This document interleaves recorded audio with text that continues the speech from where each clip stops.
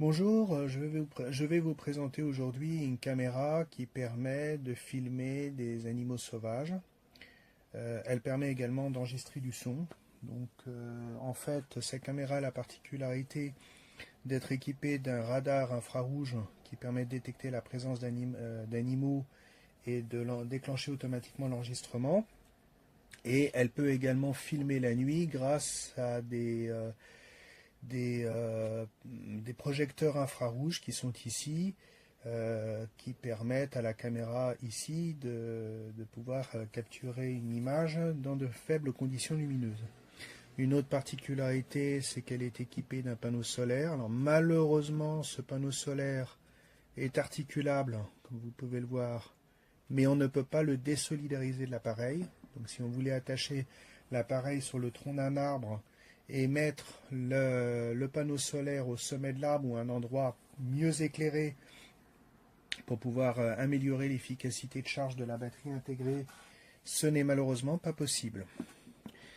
L'appareil est donc rangé dans un coffret étanche en plastique avec ici une possibilité de fixation sur trépied, donc le taraudage classique type photo. Ici, vous avez des possibilités de passer des systèmes de fixation pour le fixer sur un tronc d'un arbre, un mât ou tout ce que vous voulez. Donc vous avez ici une sangle de 2 mètres de long qui est fournie. Un petit câble USB, j'en profite, USB-C fourni pour recharger la batterie si elle est complètement déchargée, parce que le panneau solaire en termes de rendement n'est pas ce qu'il y a de mieux. Et vous avez ici le manuel en multilingue. Alors, je ne sais pas si... voilà, vous avez donc l'anglais, l'allemand, le français, l'italien et l'espagnol. J'apprécie beaucoup les manuels qui sont proposés à minima dans ma langue naturelle. Ensuite, sur la caméra que vous avez donc ici, vous avez un double système de fermeture qu'on retrouve sur certains sacs ou certaines valises. Vous ouvrez le système et là j'ai été plutôt impressionné quand j'ai vu ça. Vous avez donc les LED, donc les petites diodes électroluminescentes qui permettent de filmer en faible condition de luminosité, la caméra, des voyants lumineux dont j'ai pas encore tout à fait compris l'utilité parce que j'ai fait des essais mais j'ai pas approfondi le sujet. La cellule de détection, le radar de détection d'animaux qui fonctionne en infrarouge sur le même principe que les radars des systèmes d'alarme. Le bouton qui permet d'allumer l'appareil. Donc il suffit de faire coulisser le bouton. Là la batterie est déchargée. Donc si voilà, pardon. L'appareil fonctionne bien. Parce que tout à l'heure j'ai pu l'utiliser. Voilà. Alors je vais essayer d'améliorer un petit peu la netteté de l'image. En fait, vous arrivez, quand vous allumez la machine, vous arrivez sur un menu de configuration pour régler la langue, dont le français, ce que j'apprécie aussi particulièrement, ainsi qu'un certain nombre de réglages, la date, l'heure, la résolution des photos, des vidéos, etc. etc. Bon, c'est plutôt assez classique. Donc vous avez ici des boutons lumineux, donc facile à utiliser en faible condition de luminosité pour faire les réglages, le bouton menu, suivant, précédent, pour pouvoir valider une action et le bouton mémoire. Vous avez, alors l'appareil s'éteint parce que la batterie doit être en partie déchargée. Vous éteignez la caméra ici avec le bouton coulissant. Vers le haut, vous le poussez vers le haut pour l'allumer, vous le tirez vers le bas pour l'éteindre. Vous avez ici un emplacement pour carte SD. Ça c'est très bien pour pouvoir donc enregistrer les vidéos. Vous appuyez dessus comme sur tous les systèmes de carte SD pour découvrir que l'appareil est fourni avec une carte SD de 32 Go, ce qui est toujours bon à prendre, avec un débit de 80 mégabits par seconde. J'avoue, je n'ai pas fait les tests de débit, mais la carte fonctionne. Vous avez ici, comme sur certaines cartes, le système qui permet de verrouiller la carte en lecture seule, en mettant le petit loquet vers le bas. J'ai un petit peu de mal. Bon, bref, vous glissez le petit loquet blanc vers le bas pour verrouiller la carte en lecture seule. Il faut le remonter tel qu'il est dans sa position actuelle pour pouvoir écrire sur la carte. Vous connaissez, hein, c'est le principe de la carte SD. C'est la même chose que les micro SD, mais dans le format grande taille. Cet appareil est alimenté par batterie, donc batterie qui se recharge par le biais du panneau solaire qui est au-dessus, qui n'est pas très grand et qui n'est pas, comme je le disais tout à l'heure, déportable. De ce fait, si vous installez l'appareil sur le tronc d'un arbre en dessous de son feuillage, dans les bois, c'est souvent la pénombre. Donc le panneau solaire, entre nous, ne servira pas à grand-chose. S'il avait possibilité de le déporter ou d'utiliser un panneau solaire externe de plus grande taille que l'on installerait au sommet d'un arbre ou dans une clairière ou dans un endroit éclairé, ce serait déjà plus efficace. Après, vous avez aussi... Alors, je ne l'ai pas encore localisé. Voilà, ici, vous avez un port USB pour recharger l'appareil par le biais du petit câble qui est fourni, qui est ici, pour recharger l'appareil sur secteur. Mais ça demande à ouvrir le coffret, donc c'est moins pratique et ça perd l'étanchéité qui est assurée par un joint qui se trouve tout autour de l'appareil et qui vient se prendre sur le bord, sur le bord de la coque.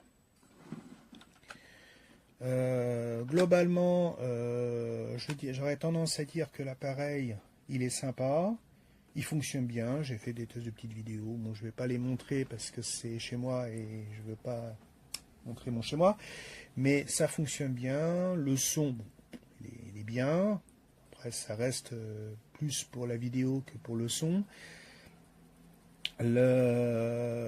Après, j'aurais tendance à dire que mes reproches, enfin les inconvénients que je vois sur l'appareil, comme je le disais, c'est au niveau du panneau solaire, de par sa taille et le fait qu'il ne puisse pas être désolidarisé de l'appareil. Il est simplement qu'orientable. Après, j'ai pas fait des tests de solidité ou d'étanchéité parce que c'est pas l'objectif de cette évaluation. Je ne suis pas là pour vérifier qu'un produit résiste à l'eau ou résiste à des chocs. De plus, le produit, en tant que Vine, ne m'appartient pas pendant 6 mois, donc je n'ai pas à faire de tests destructifs, puis de toute façon, je n'en fais jamais. L'appareil, globalement, est bien pensé, donc je vais remettre la carte mémoire. Ce système d'ouverture-fermeture m'avait surpris au premier abord. C'est vrai que quand on regarde les photos, bon, je ne m'attendais pas à avoir un système comme ça. C'est pas idiot. Bon, le système de fermeture me paraît solide. Ça claque bien quand on verrouille, ce qui est plutôt bon signe, je pense. Charnières sont solides, avec axe en métal à l'intérieur. C'est plutôt bon signe, c'est pas du plastique plié. Vous avez ici des petits systèmes de verrouillage. Alors, en fait, vous avez, ici un système qui permet, en fait, je ne sais pas trop ce qu'il permet de faire. Ainsi, il permet d'ouvrir ici. Ah bah, vous voyez, je viens de découvrir cette fonctionnalité pour accéder à des piles. C'est-à-dire qu'il y a possibilité de mettre des piles type AA, backup. Si la batterie interne est déchargée, bah vous pouvez mettre des piles, que vous avez les connecteurs ici, vous pouvez mettre des piles, mais des piles soit rechargeables, soit des piles à usage unique, si je puis dire, qui permettent de prendre le relais en cas de défaut de batterie. Les piles ne sont pas livrées, bien entendu. Donc, pour fermer, pareil, il doit y avoir, attendez, je rouvre,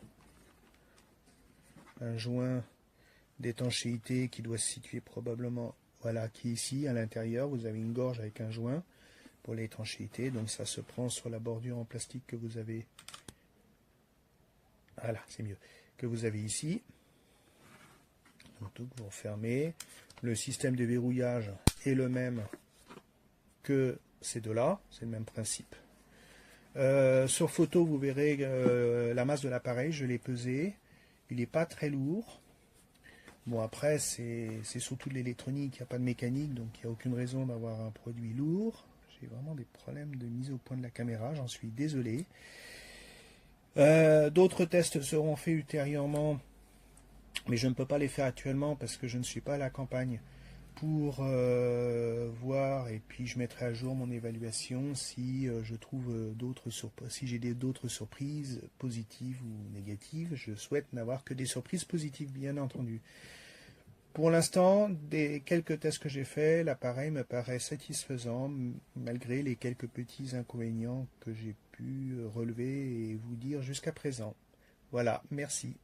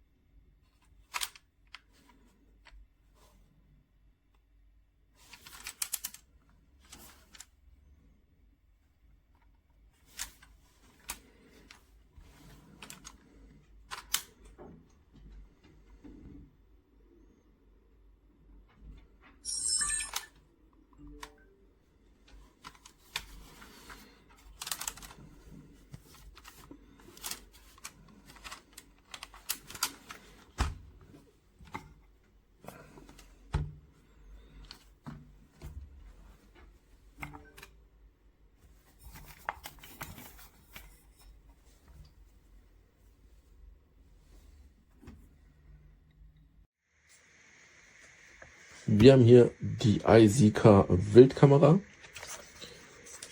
Von der Haptik her fühlt es sich okay an, sagen wir es mal so. Die Verarbeitung, die Verschlüsse sind auch okay, also zumindest wirken die jetzt nicht total minderwertig, erfüllen ihren Zweck, verschließen das richtig gut, aber es fühlt sich halt ja nicht ganz so 100% an, um es mal so auszudrücken. Das sage ich euch nicht als Wildkamera-Experte, das vorweg, auch nicht als Jäger, sondern als gelernter Mediengestalter in Bild und Ton und selbstständiger Videograf und Fotograf seit fast 20 Jahren. Hier hat man die Einstellungsmöglichkeiten. Batterien waren nicht dabei oder Akkus. Hier ist noch alles unter oder hinter Schutzfolie verpackt.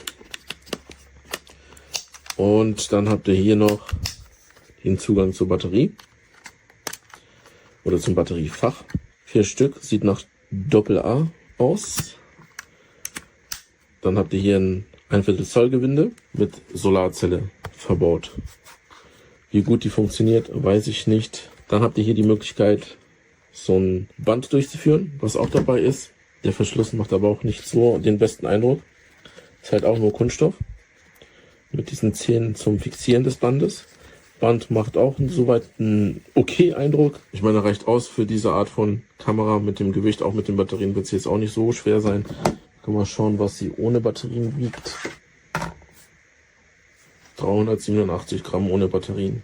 Also so viel muss das Band auch nicht tragen. Aber ob das das sicherste ist mit dem Band jetzt, weiß ich nicht. Wir testen das jetzt mal aus. Schauen mal, wie gut die Video- und Fotoqualität ist und wie das Menü aufgebaut ist. Und dann werde ich mein Fazit zu diesem Produkt fällen. So, ich habe hier die guten Ladeakkus von Ikea mit 2450 mAh. Recht stark, vergleichbar mit den Eneloops von Samsung. Und hier oben haben wir stehen plus, minus, plus, minus. Einmal so, die gehen auch sehr schwerfällig rein. Ob das so gut ist, weiß ich nicht. Eine Gummilippe gibt es hier auch nicht für den Schutz vor Wasser. Aber da es hier eher unten am Gehäuse ist, sollte es weniger problematisch sein. Nichtsdestotrotz, eine ordentliche Versiegelung fehlt hier tatsächlich. So, Batterien sind drin. Dann machen wir jetzt noch die Folie ab. Und jetzt gehen wir mal in die Einstellungen und schauen, was passiert. Positiv hervorzuheben ist, eine Speicherkarte steckt hier schon drin. Irgendeine No-Name-Speicherkarte. Wir schalten das Ding ein. Oh, geht sehr zügig an. Okay, Select. Wir haben 2025.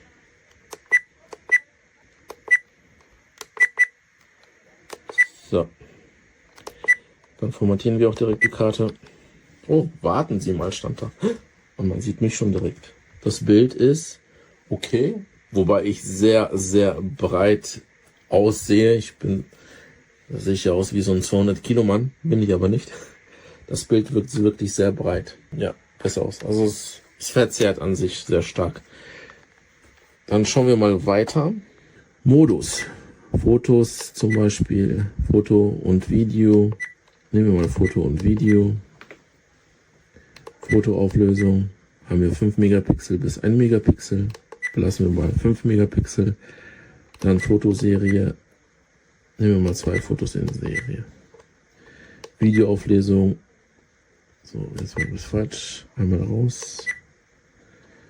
Dann Videoauflösung. Was können wir auswählen? 4K angeblich auch. Probieren wir es aus. Interessanterweise wurde das Menü als Speisekarte übersetzt. Lustig. Ich filme mich jetzt mal selber. Und dann schauen wir mal, wie gut das Video ist. Und ich berichte jetzt gleich im Anschluss, wie das geworden ist.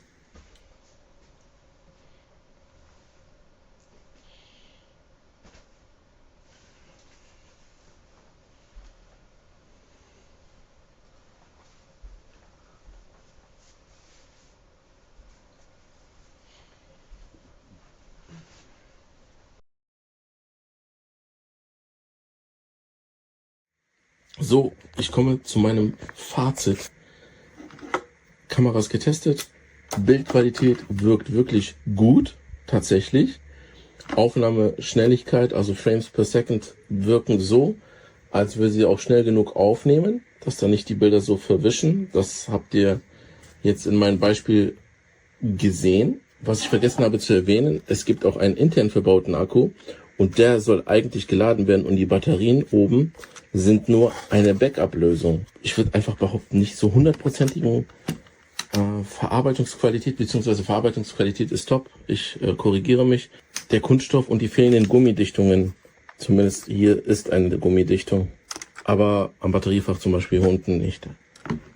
Ich revidiere meine Aussage. Das Gerät ist gut. Tatsächlich. Für den Preis bekommt man wirklich viel, sehr viel Bildkamera für relativ wenig Geld. Von dem her gibt es von mir einen Daumen hoch. Tolles Produkt. Da kann man wirklich nicht meckern. Wurde vieles auf jeden Fall mit berücksichtigt und es ist einfach gut durchdacht.